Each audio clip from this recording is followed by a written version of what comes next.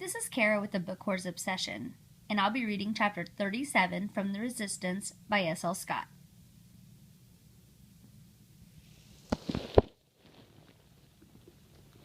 Someone special once told me to dare to dream, for without dreams, we have nothing to look forward to. I'm starting to believe her. Johnny Outlaw. Dalton aptly named the ranch he bought for us Peaceful Resistance, the name just as contradictory as the man. The air's cleaner, the real world far away, or at least over an hour away. I love it out here. It's earthy and the grounds are beautiful, but there are plenty of luxuries as well, like the huge infinity tub I'm currently soaking in. "Are you going to be in there much longer?" he asks, leaning against the arched doorway that leads to the bedroom. With my back to him, I lift my leg up and tempt. "You sure you don't want to join me? There's plenty of room in here." "You know we have people arriving soon, right?" I hear him move closer, taking the bait. "I do, but they know us," I say, shrugging. His footsteps are heavy against the wood floor as he comes closer. Grabbing the stool, he moves it front and center to the bathtub, eyeing my body through the sudsy water. I've been in here long enough for most of the bubbles to disappear, leaving me exposed. He licks his lips and releases an exasperated sigh. "What am I going to do with you?" Leaning my head back, I rest it on the edge, close my eyes and smile. "Just love me." Done. He dips his hand beneath the water's surface and drags a finger down my body until he's between my legs. Soft circles gain momentum and the pressure increases. My smile falls away as pleasure takes over. Water splashes over the edge as he maneuvers closer, covering my mouth with his. Our tongues meet and a mutual moan harmonizes between us. Deft fingers slip inside as one remains on the spot he knows will send me under. Underwater, under bliss, the undertow as he once labeled emotions that overwhelm.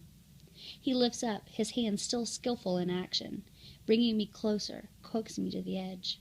I open my eyes, a heaviness surrounding my lids, so I close them again and feel, listen, and then sink.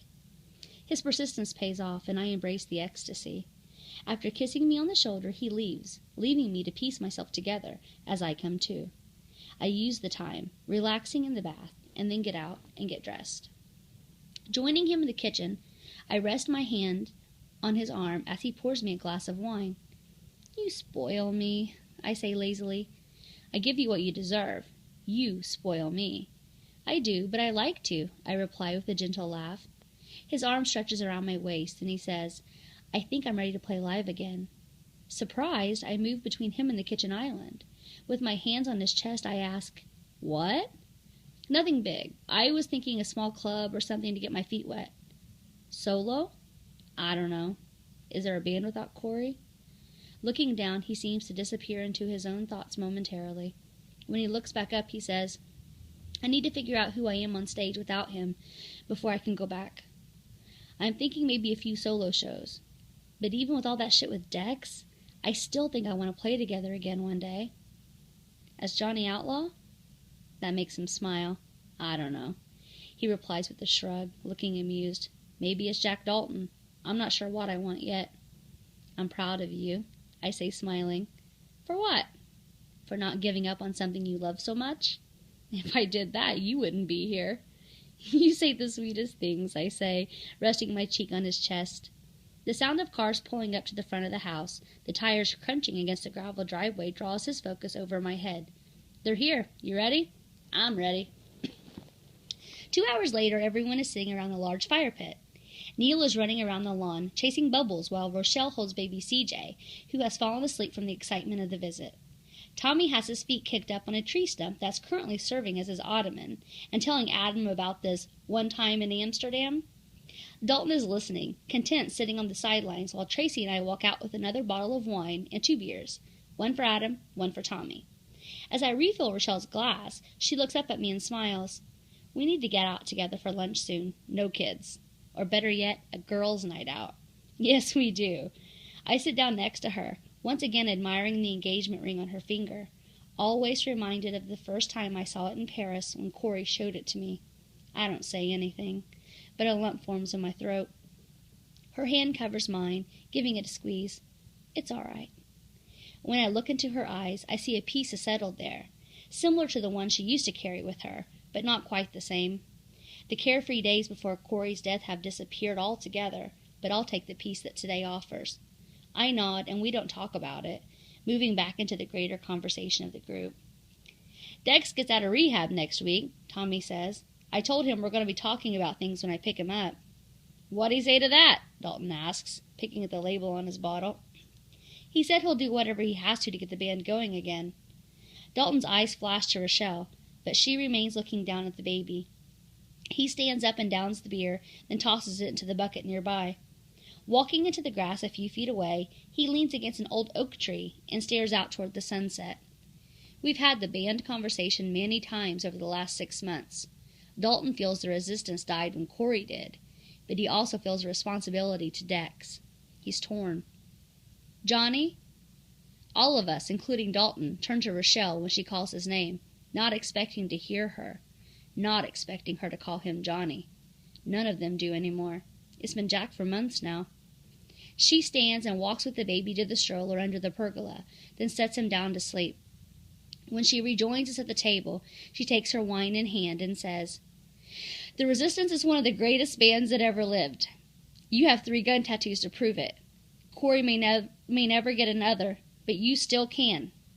Raising her glass, we follow suit as she looks Dalton straight in the eyes, a look of determination on her face that captures all of our attention. Corey may be gone, but Johnny Outlaw lives on. A year later, the lights go down and the chanting begins. 18,000 people are crowded into this arena in the city of Los Angeles to watch the return of a living legend, one that could have disappeared, but chose to rise again. A spotlight hits Dex, drumming, as he kicks off the beats of the first song. I know it well. Dalton's playing it over and over again when he wrote it for the new album. The audience goes wild, and the chanting begins, Outlaw! Outlaw! Outlaw! As the energy from the room starts to spread throughout my body, I look around until I see 2 people that seem entirely out of place. His parents. They wave, and I wave back. They want to surprise him. They've done a good job of surprising us all by showing up this afternoon to support Dalton, to see their son do what he does best, entertain. 2 guitarists walk out, one a bassist, Corey's replacement on stage. The other needed to round out the sound for the new direction of the band. Rochelle filled in on the studio recordings for the CD. Dalton thought it was only right, since she taught Corey how to play, and she knew every song. She opted not to join the band on tour, choosing to stay with her kids instead. Although I've seen a few rehearsals, as soon as the band stops playing and the lights go down, my heart starts thumping heavily. Like everyone else who came to see the Resistance reunite, my excitement builds. I know it's coming, but when a single spotlight hits the rock god standing center stage, the music kicks in, and I know he's right where he was meant to be, his destiny. Throwing my hands in the air, I scream in exhilaration, knowing the world may own Johnny Outlaw, but Jack Dalton, he's mine.